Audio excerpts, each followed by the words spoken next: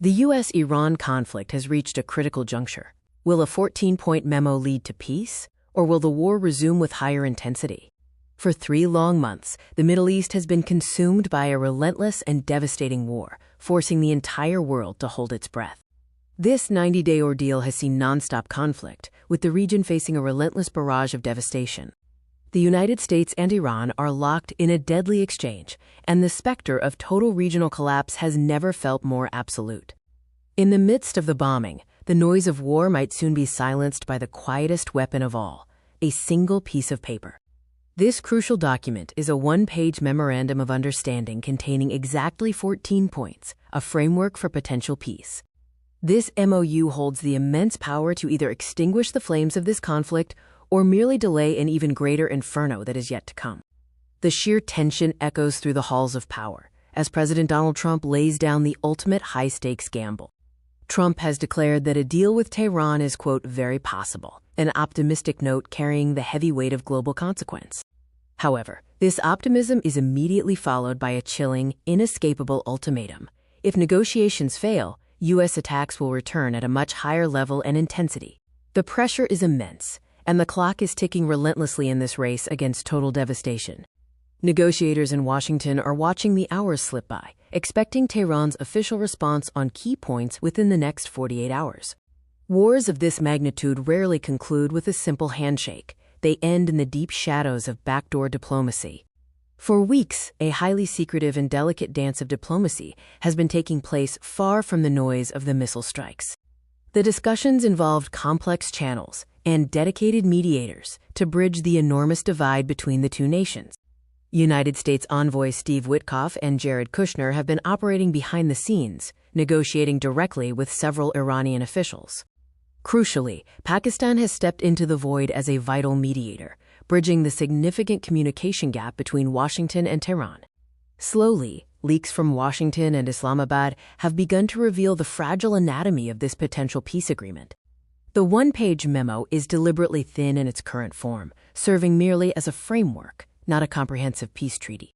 The framework is essentially a 30-day roadmap intended to formally declare an end to the current hot war.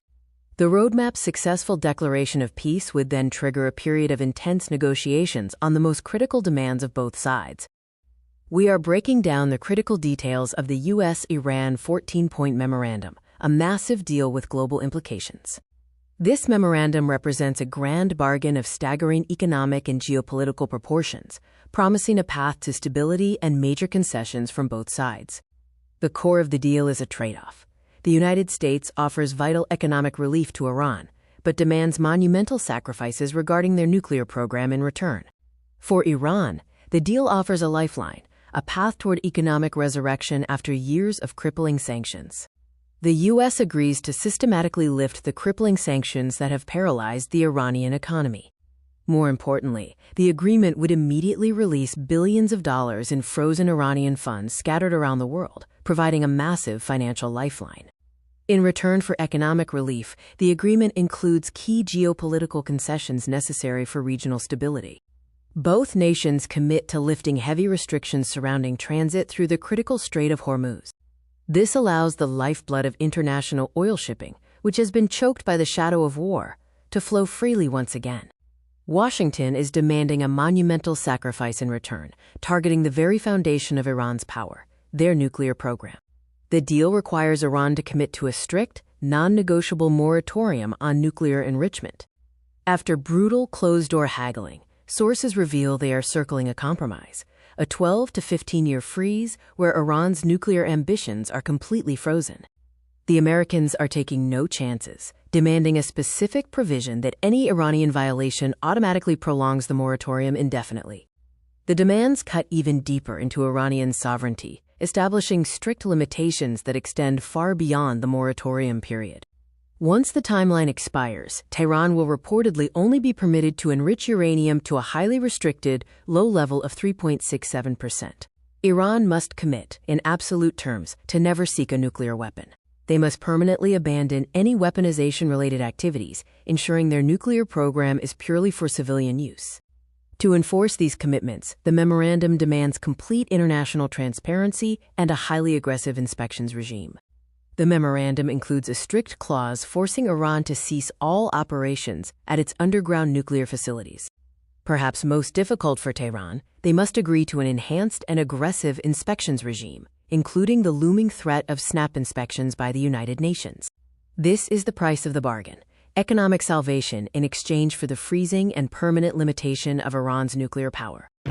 The complex U.S.-Iran talks have reached a critical juncture, focused on a condition that is testing the limits of Tehran's leadership. The United States' primary priority is clear: Iran must physically remove its highly enriched uranium from the country. This demand has been historically rejected by Tehran without hesitation, as it strikes at the core of their strategic assets. To physically surrender material they've spent fortunes and decades developing strips away Iran's ultimate leverage. In a controversial proposal, one of the primary options being discussed is moving the enriched uranium directly to the United States. This intense pressure explains why Iran has remained largely quiet about the specifics of the 14 points of the draft memo. The Trump administration believes the Iranian leadership is fractured, making it incredibly difficult to forge consensus across moderate and hardline factions. For hardliners, surrendering the enriched uranium fundamentally strips their strategic advantage, pushing them to their breaking point.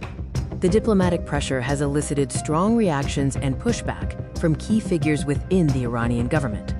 Parliament Speaker Mohammad Bagher Ghalibaf warns the people that Washington is actively seeking to destroy Iran's cohesion, bluntly stating the true goal is surrender. Foreign Minister Abbas Araghchi projects confidence, insisting Tehran still holds the diplomatic upper hand despite recent bombings and will only accept a fair agreement. Foreign Ministry spokesman Esmail Bakai maintains that the U.S. plan is still under review, and they will only communicate their final position to mediator Pakistan after thorough finalization. Skepticism runs deep in Washington, with doubts about whether this fragile initial deal can truly be finalized. Secretary of State Marco Rubio demands a diplomatic solution that is crystal clear on the extent of concessions Tehran will make up front to make the entire process worthwhile. Rubio's patience is thin. He has publicly cast serious doubt on whether Iranian leaders possess the rational capacity to finalize a deal of this magnitude. As negotiations continue, the fate of the highly enriched uranium remains the ultimate sticking point in these high-stakes international talks. Welcome. We bring you critical updates on the tense situation between Tehran and Washington, now distilled down to a single diplomatic framework. As of this moment, nothing has been officially agreed upon. However, this is the closest these bitter adversaries have been to a resolution since the violence erupted. This 14-point memo represents a temporary freeze designed to stop the fire of 3 months of devastating hot war.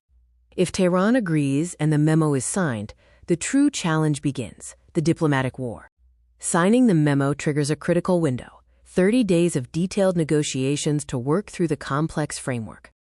These crucial talks are expected to take place in neutral or mediated territory, possibly in Islamabad or Geneva.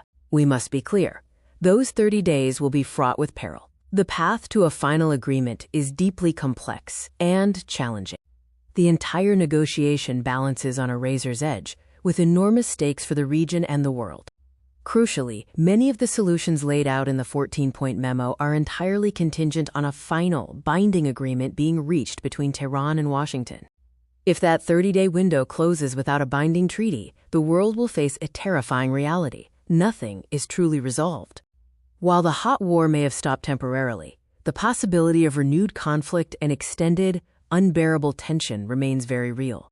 Everything now balances on a razor's edge, encompassing months of devastating history and the future of global security. We must remember the context: 3 months of devastating warfare that led to this temporary cessation of hostilities. One of the critical issues at stake is the unfreezing of billions of dollars, a major financial and political move. The stability of the critical flow of global energy through the Strait of Hormuz is also on the line, affecting the global economy. Finally, the entire nuclear future of the Middle East has been distilled down to this single framework. In the coming hours, a historic decision will be made in Tehran. All of these profound, complex issues have been distilled down to a single framework: 14 points on one piece of paper.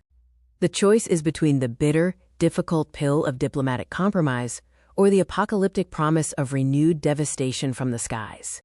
The world is watching, waiting to see if 14 points are enough to rewrite history or if this is simply a brief, breathless silence before the final storm.